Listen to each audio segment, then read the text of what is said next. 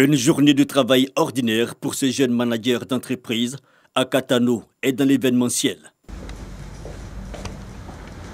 Bonjour. Bonjour, Ça va? D'accord. Le projet de Boaké. Réunion, débriefing et télétravail. La pandémie à coronavirus a réduit la palette d'activités. Depuis l'annonce des mesures restrictives, notre activité a pris un gros coup. On a vu des projets d'abord se faire reporter. Et au fur et à mesure qu'on avançait, ces projets justement ont fini par s'annuler parce que justement, je vous donne un exemple pour un festival par exemple sur lequel on travaille.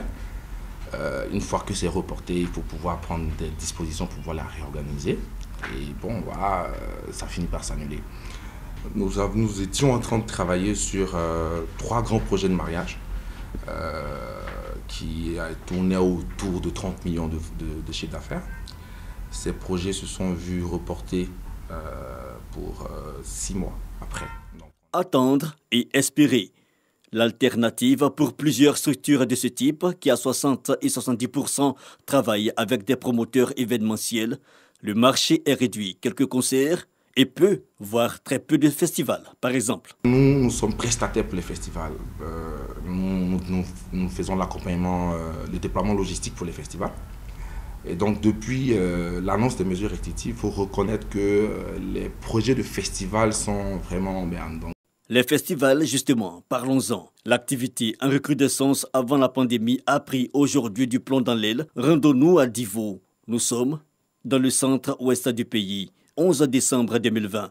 C'est la réunion bilan de la 10e édition du Diaka Festival. L'activité a pu se tenir de justesse. Le coronavirus est passé par là. Nous avons perdu beaucoup de partenaires, mais pour nous, c'était une édition de défi, à savoir mettre les parents, mettre les populations dans un contexte difficile ensemble pour parler de la paix.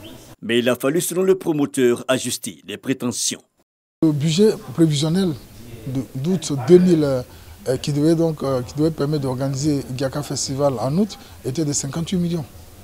Nous revenons à 22 millions et c'est plus de 50% que nous perdons. Les mêmes contraintes rencontrées ailleurs.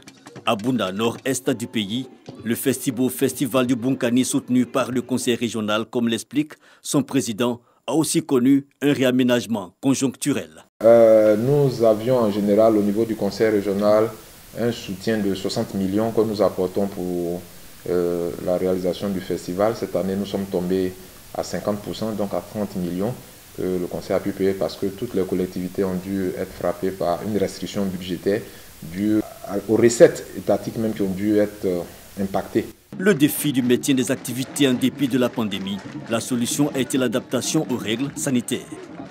Les populations à l'intérieur n'ont pas toujours accès à la bonne information. Il nous faut, nous, en tant qu'élus locaux, en tant que représentants de ces populations, revenir vers elles et leur donner la bonne information. Donc, nous avons dû faire de nombreuses tournées. Nous avons mis à disposition de ces populations-là les kits sanitaires pour leur permettre le lavage des mains, pour le port du masque et les exhorter à s'y habituer. Il a fallu faire d'autres campagnes de sensibilisation pour amener les gens à comprendre que le festival allait se tenir, mais pas comme les autres années. Et qu'il faille respecter donc certaines dispositions pour permettre que les vies ne soient pas mises en danger. Et ça, les populations l'ont bien compris et elles nous ont suivis dans ce sens-là. Promoteurs privés ou soutien aux collectivités, la constante est pour tous le coronavirus qui aura impacté l'organisation des activités. D'une année à l'autre, la pandémie est restée tout aussi présente. Région des Lacs, centre de la Côte d'Ivoire, nous sommes au début de la période pascale.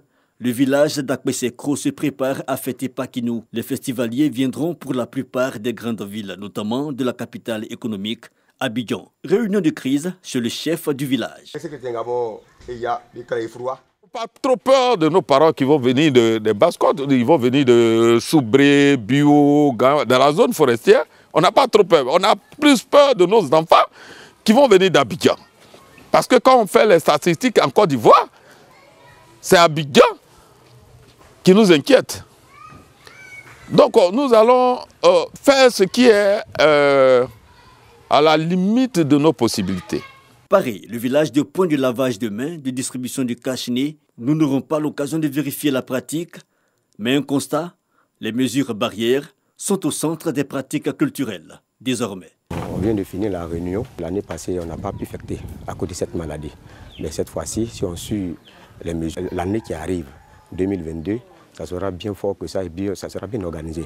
Manifestation publique avec les moyens du bord. La tutelle cependant garde son droit de regard, direction de la promotion des arts et de la culture. Ici, la question du suivi des activités culturelles est une préoccupation. Un plan de soutien à la création artistique, mais aussi à ses acteurs, a été élaboré. Il y a eu plusieurs mesures d'accompagnement. Le fonds d'appui aux acteurs du secteur informel était doté d'un budget de 150 milliards.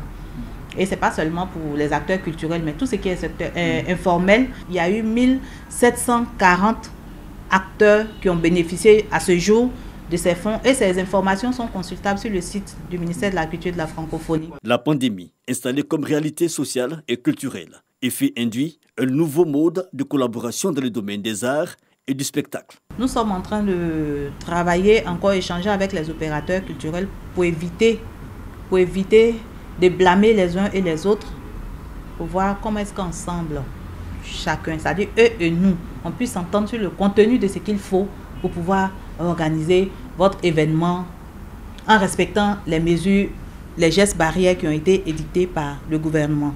Respect des mesures barrières comme unique alternative à l'embellie du secteur, les manifestations culturelles et patrimoniales plus que jamais mises à l'épreuve.